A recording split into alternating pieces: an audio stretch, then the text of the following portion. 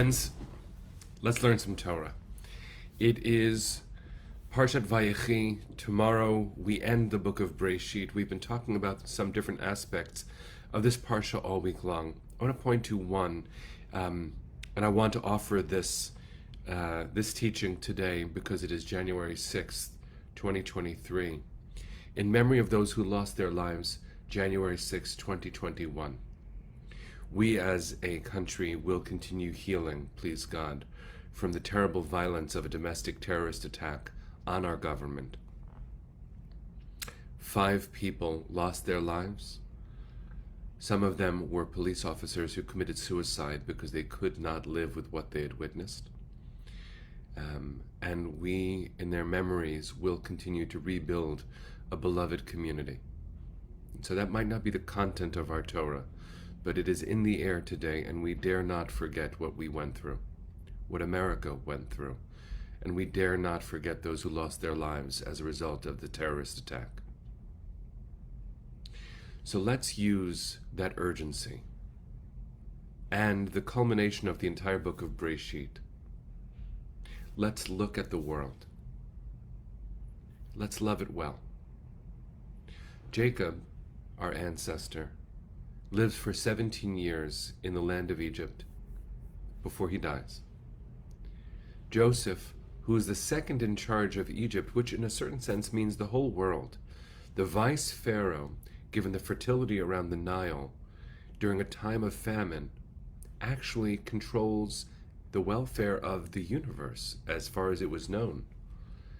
And we were so dependent upon that wisdom, which in the Torah directly comes from God, through the dreams that God sends Pharaoh, through the interpretation that God empowers Joseph to provide, and through the fertility of 7 years of plenty. Which means when we have abundance, we should make sure to treasure it, cherish it, preserve it, and share it with wisdom. Now, what I want to do is point to one specific part of this parsha, and I'd like to suggest that the wisdom of this specific part applies on a personal level, on a family level, on a national level, on a global level, if we can get it right. It's a strange moment in the parsha where Jacob calls Joseph to his side, knowing that his days are numbered, and says, because of my love for you, which of course is the origin of a lot of the problems in the Parsha and in our family, the favoritism that Jacob showed Joseph. He said, but because of that, I'm going to take 2 of your children, Manasseh and Ephraim, and give them equal status to your brothers. They will now be my children. Now, we can look at that as continuing the problem of the earlier part of the narrative, or, just for the moment, we can look at it as a very special blessing, which doesn't happen anywhere else in the Torah. This is the only time in the Torah where a grandparent blesses their grandchildren. And that kind of relationship is different. I'm here channeling wisdom from Rabbi Lord Jonathan Sacks of blessed memory, who he himself on this parsha quoted his predecessor, Lord Rabbi Emanuel Jacobovitz, who said that parents and children often have tension in their relationships. And there's no question that even in the best of relationships between parents and children, it can be fraught. Because in the ideal, the parent seeks to protect their child, and even in the ideal, the child doesn't want to be controlled. And that ideal is so elusive anyway, because often, the relationships are not articulated with gentleness and kindness, even if those are the intentions. But in the ideal, a grandparent blessing their grandchild is a very different thing. And Rabbi Sacks and Rabbi Jacobovitz both point to a disagreement between Talmuds. The Talmud Bavli talks about how receiving wisdom from your grandparent is as if you stood at Sinai. One who learns Torah from their grandparent is as if they received it at Sinai. But interestingly enough, the Talmud Yerushalmi, the Jerusalem Talmud, says it differently. Says, a rabbi was bathing before Shabbat, but usually he would be listening to his grandchildren study Torah on Fridays. So one Friday, one Erev Shabbat, he missed the opportunity, forgot to go listen to his grandchildren recite Torah, and he went to the bath, which was a very typical thing in Roman-occupied Palestine. And while he was soaking in the tub, he remembered that he hadn't heard his grandchildren reciting Torah, and he jumped up. As he jumped up, one of his fellow rabbis, who must have been soaking in the schwitz, I always think about it as a mikveh and as a sauna. Depending on your memories, you can conflate the two. Shouldn't be done, but it's kind of funny to think about. And his fellow rabbi says, don't you know in the Mishnah it says one who has begun their pre-Shabbos soak is patur, is exempt from doing everything else they're expected to do? And he said, no. When I hear my grandchildren recite Torah, it's as if I'm standing at Sinai. How can I not stand at Sinai? So from this, we could take the idea, even if it is more complicated in our real lives, this beautiful idea that learning Torah and sharing blessing between grandparent and grandchild is uniquely revelatory. God is more present in that blessing perhaps than in other ones, again, in the ideal. But why does it have to be limited to that, friends? I'd like to extend this and bless us in a very, I think, different way. What if we could hear these stories, take them to heart, and consider what it would be to see ourselves as ancestors to our children,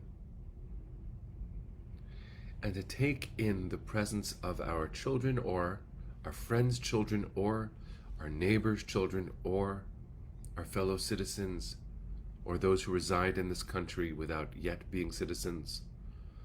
What if we could see ourselves, just for a moment, as the ancestors looking down from heaven at all of these children, all of these different kinds of people?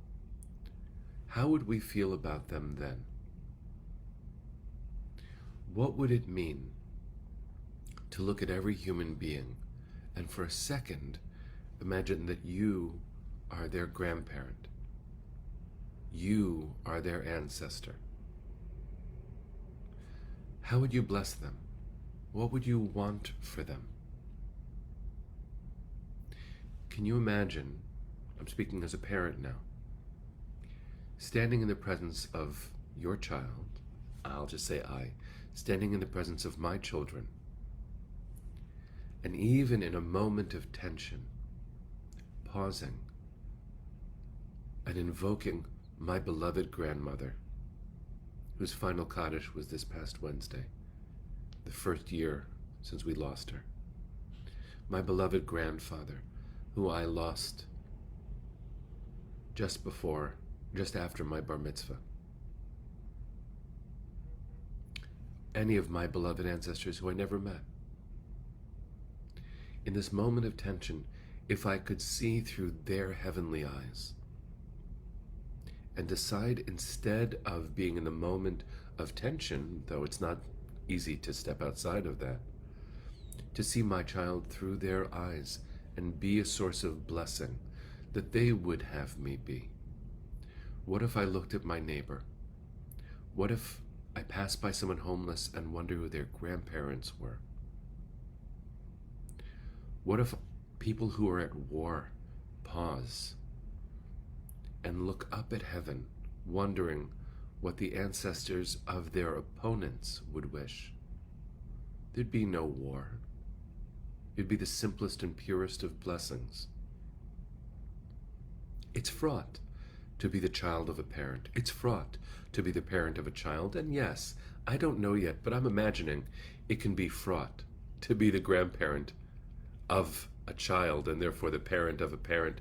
All of this, I'm imagining, is just complicated for every person in the situation, but it doesn't have to be a cycle that leads in a bad direction.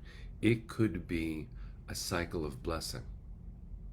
So just for a second, friends, I'm asking you to do what Jacob did, actually, to say, I'm going to bless my grandchildren.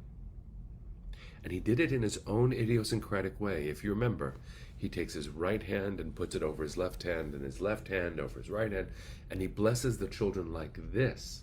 I bless my children every Erev Shabbat like this.